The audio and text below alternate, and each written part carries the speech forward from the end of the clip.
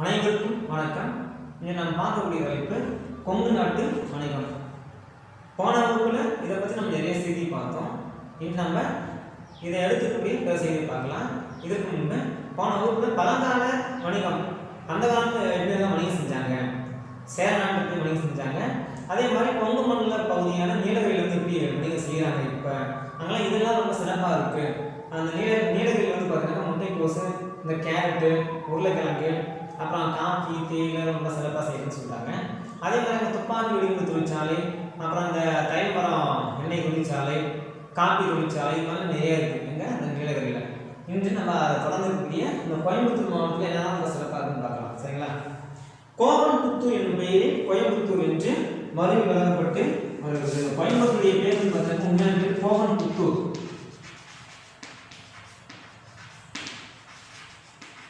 கோவன்புத்தூர்னு சொல்லக்கூடிய ஊர் தான் கோயம்புத்தூர்னு சொல்லி அழைக்கிறாங்க. இம்மாவட்டத்தில் நெல், வாழை, கரும்பு, காய்கறிகள், பூக்கள் போன்றவை பெருமளவில் பயிரிடப்படுகின்றன. இந்த கோயம்புத்தூர் சொல்லக்கூடிய ஊர் வந்து பார்த்தீங்கன்னா இதெல்லாம் செய்யறாங்கன்னா நெல், வாழை, கரும்பு, காய்கறிகள்,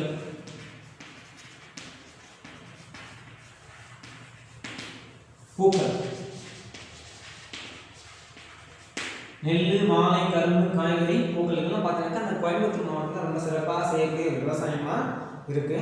போன்றவை பெருமளவில் பயிரிடப்படுகின்றன. அந்த ஊரில் வந்து பார்த்தீங்கன்னா இதெல்லாம் அதிகமாக பயிரிடுறாங்க. பஞ்சாலைகள், நூற்பாலைகள், மின்சார பொருட்கள், எந்திரங்கள், வீட்டு உபயோகப் பொருட்கள் தயாரிக்கும் தொழிற்சாலைகள் இம்மாவட்டத்தில் நிறைந்துள்ளன. பார்த்தீங்கன்னா பஞ்சு ஆலை, பஞ்சு செய்யக்கூடிய ஆலை, பஞ்சாலைகள், பஞ்சாலைகள். அடுத்து நூற்பாலைகள், நூல் செய்யக்கூடிய அந்த ஆலைகள். அப்புறம் மின்சார பொருட்கள், எந்திரங்கள்.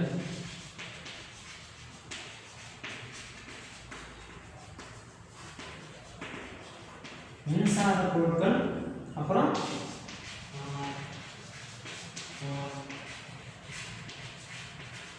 எந்திரங்கள், அப்புறம் வீட்டு உபயோக பொருட்கள் தயாரிக்கும் தொழிற்சாலை. இது மாதிரி நிறைய இருக்காங்க. பஞ்சாலை தயாரிக்கக்கூடிய ஆலை, நூல் செய்யக்கூடிய ஆலை, அப்புறம் மின்சார பொருட்கள் செய்யக்கூடிய ஆலை, அப்புறம் எந்திரங்கள் செய்யக்கூடிய ஆலை, அப்புறம் வீட்டு பொருட்கள் செய்யக்கூடிய தயாரிக்கக்கூடிய அந்த தொழிற்சாலை மாதிரி பல ஆலைகள் அந்த கோயம்புத்தூர்ல இருக்கு. அடுத்தது பாருங்க, திண்டுக்கல் மாவட்டம்.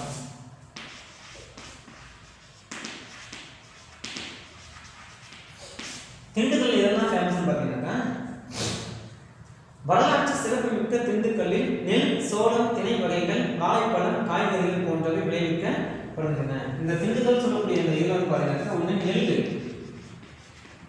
இன்னொன்று சோளம், அப்புறம் திணை வகை, சின்ன சின்ன திணை வகை எல்லாம் இருக்காங்க. அப்புறம் வாழைப்பழம்,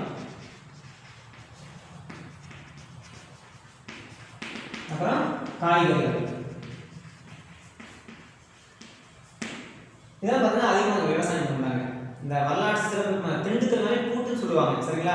அப்படிப்பட்ட அந்த திண்டுக்கல்னு சொல்லக்கூடிய ஊர்ல வரலாற்று சிறப்பு இருக்கு. அந்த திண்டுக்கல்ல நெல், சோளம், திணை வகை, வாழைப்பழம், காய்கறி, இது மாதிரி பல வகையான பொருட்கள் அங்கே விவசாயம் பண்ணாங்க, விளைவிக்கிறாங்க. இப்பகுதி மலர் உற்பத்தியில் முதலிடம் வகிக்கின்றது. இந்த திண்டுக்கல்னு சொல்லக்கூடிய ஊர் வந்து பார்த்தீங்கன்னா மலர் பூவெல்லாம் உற்பத்தி செய்யக்கூடியதுல முதல் இடமா இருந்து சொல்றாங்க.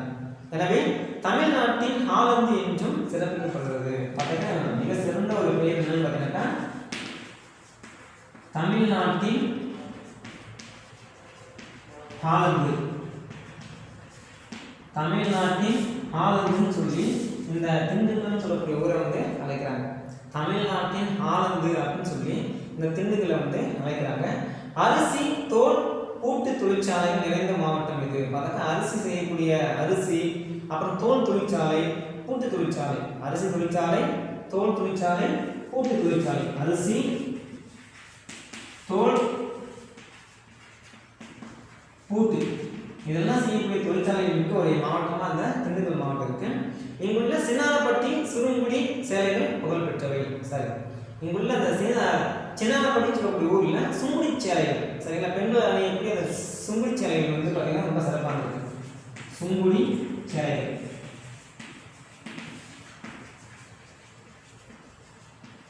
இப்போ திண்டுக்கல் சொல்லக்கூடிய இந்த ஊர்ல வந்து பார்த்தீங்கன்னா நிறைய இருக்கு. நெல், சோளம், திணை, வாழைப்பழம், காய்கறிலாம் செய்கிறாங்க. தமிழ்நாட்டின் ஹாலம்னு சொல்லி திண்டுக்கல்லை அழைக்கிறாங்க.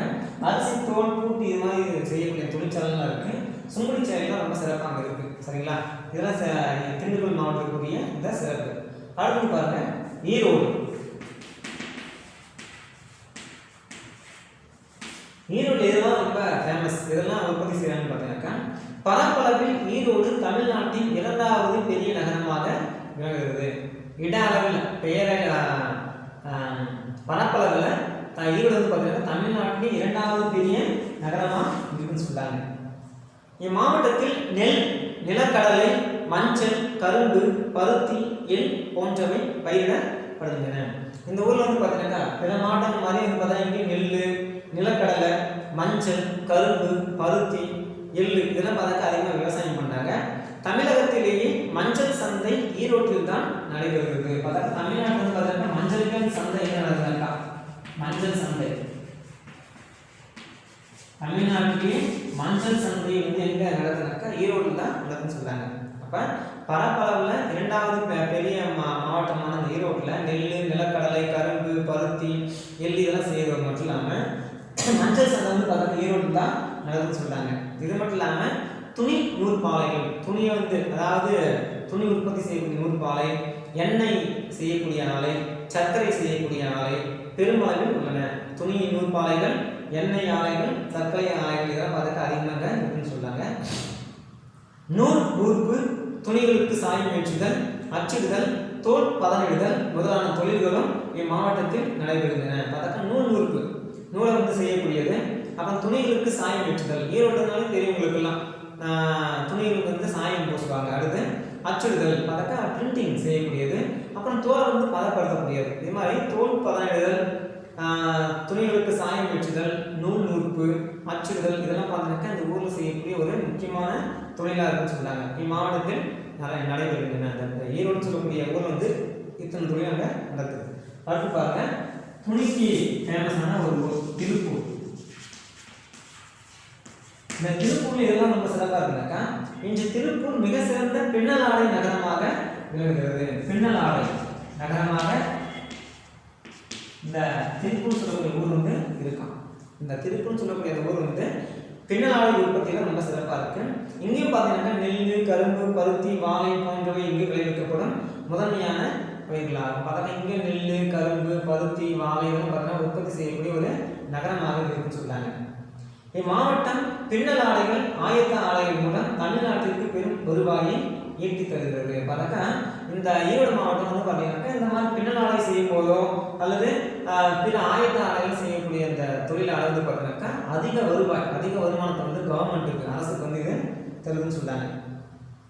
இந்தியாவின் முதல் ஆயத்த ஆடை பூங்காவான நேதாஜி ஆயத்த ஆடை பூங்கா இம்மாவட்டத்தில் அமைந்துள்ளது. பார்த்தா இந்தியாவின் முதல் ஆயத்த ஆடை பூங்கா என்னன்னு பார்த்தீங்கன்னா நேதாஜி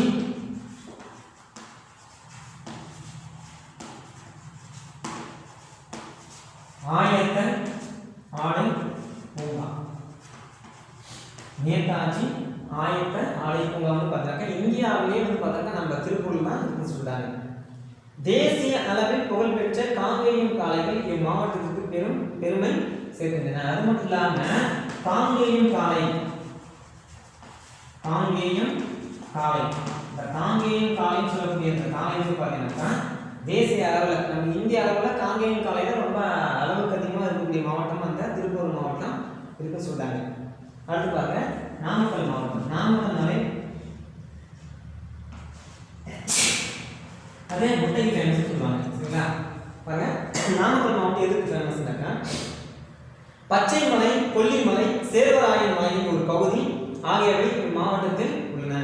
பச்சைமலை அப்புறம் கொல்லிமலை தெரியும், கொல்லிமலை தான் கேள்விப்பட்டிருக்கலாம். இந்த பச்சைமலை, கொல்லிமலை, அப்புறம் சேர்வராயன் மலை இதெல்லாம் பார்த்தா இதனுடைய பகுதியெல்லாம் இந்த மாவட்டத்தில் இருக்கு.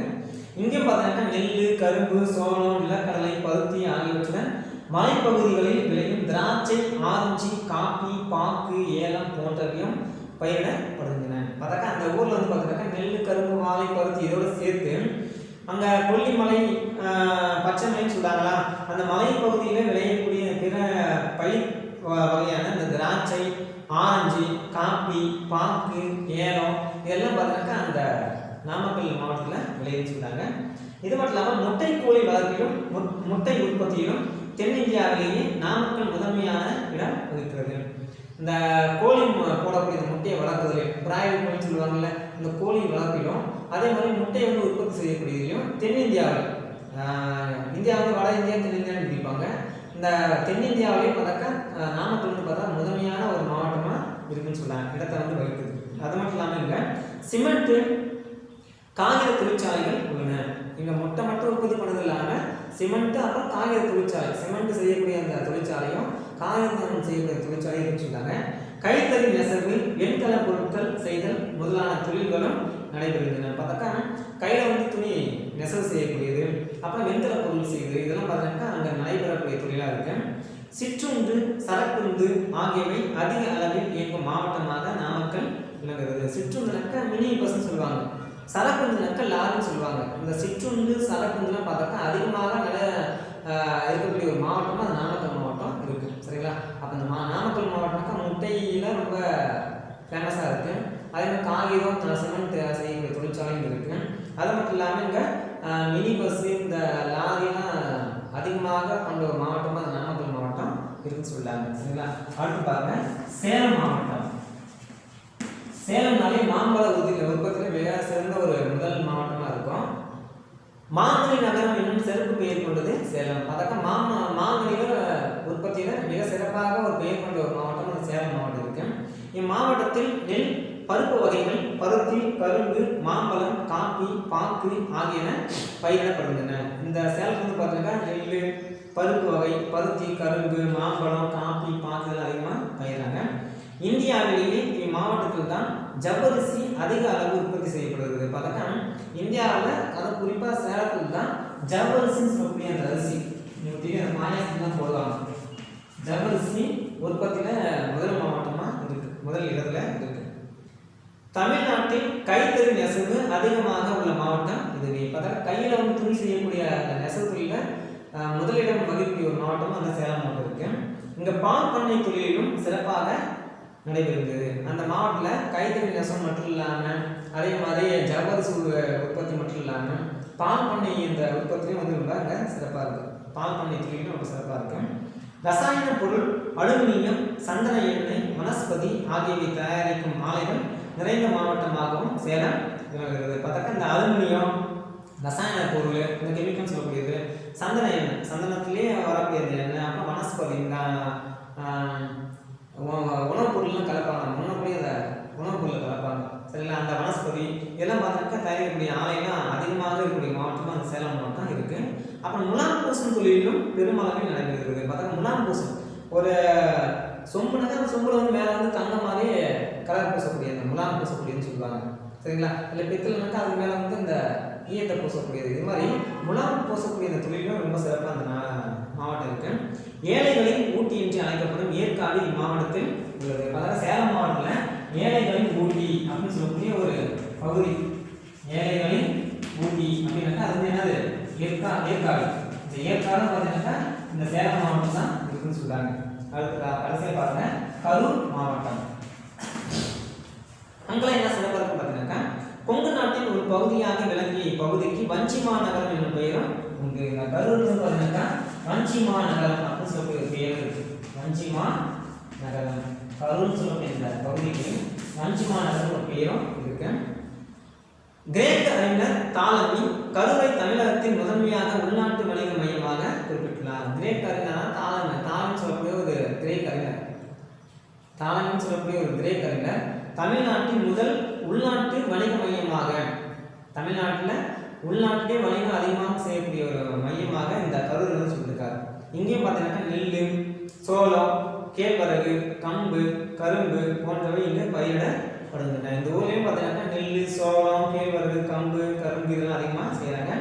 கல்குவாரி தொழிற்சாலைகள் இங்கு உள்ளன. பார்த்தா அந்த கல்லை வெட்டி கிராண்ட் கல் எடுப்பாங்கல்ல, இது மாதிரி கல்குவாரி தொழிற்சாலைகள் அதிகமாக ஊரில் இருக்கு.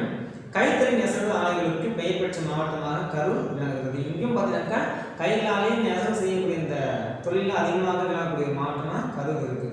தோல் பதனிடுதல், சாயம் வெற்றுதல், கற்சிற்ப வேலைகள் போன்ற தொழில்களும் நடைபெறுகின்றன. ஒன்று தோலை வந்து பதனிடுதல், தோல் பதம் செய்யக்கூடியது, அப்புறம் சாயம் பூசக்கூடியது துணிகளுக்கு, அப்புறம் கல் வந்து அதிகமாக சிற்பம் செய்யக்கூடிய இந்த வேலையெல்லாம் இந்த கரூர் மாவட்டத்தில் அதிகமாக நடக்குது.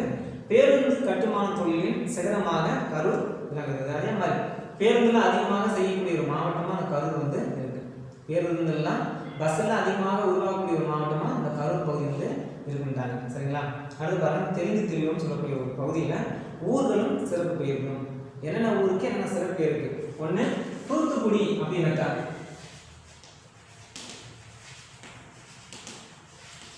தூத்துக்குடி அப்படின்னாக்கா முத்து நகரம் சொல்றாங்க. தூத்துக்குடிக்கு முத்து நகரம். அடுத்து சிவகாசினாக்கா பட்டாசு. சரிங்களா? தூத்துக்குடிக்கு முத்து நகரம், சிவகாசிக்கு குட்டி ஜப்பான் சொல்லி அழைக்கிறாங்க. குட்டி ஜப்பான். குட்டி ஜப்பான்னா சிவகாசி. மதுரைனாக்கா தூங்கா நகரம். மதுரை அப்படின்னாக்கா தூங்கா நகரம் தான் மதுரைன்னு சொல்லி அழைக்கிறாங்க. கடைசியா திருவண்ணாமலை வந்து பார்த்தீங்கன்னா தீப நகரம் சொல்றாங்க. திருவண்ணாமலை தீப நகரம். திருவண்ணாமலை வந்து தீப நகரம் அப்படின்னு சொல்லி அழைக்கிறாங்க. இதெல்லாம் பார்த்தீங்கன்னா ஒவ்வொரு ஊருக்கும் உள்ள சிறப்பு பெயர். தூத்துக்குடினாக்கா முத்து நகரம், சிவகாசினா குட்டி ஜப்பான், மதுரைனாக்கா தூங்கா நகரம், திருவண்ணாமலைனாக்கா தீப நகரம் சொல்லி ஒவ்வொரு ஊருக்கும் ஒவ்வொரு சிறப்பு பெயருங்க இருக்கு. சரிங்களா? இப்போ நாங்கள் எங்கள் ஊரில் கொங்கு நாட்டு வாணியம் சொல்கிற பாடத்தில் இந்த கொங்கு நாட்டை சார்ந்த ஊர்லையும் அந்த ஊரில் இருக்கக்கூடிய சிறப்பை நம்ம தெரிஞ்சுக்கிட்டோம். மீண்டும் நம்ம அடுத்த வகுப்பில் வேறு தலைப்பை சந்திப்போம். நன்றி, வணக்கம்.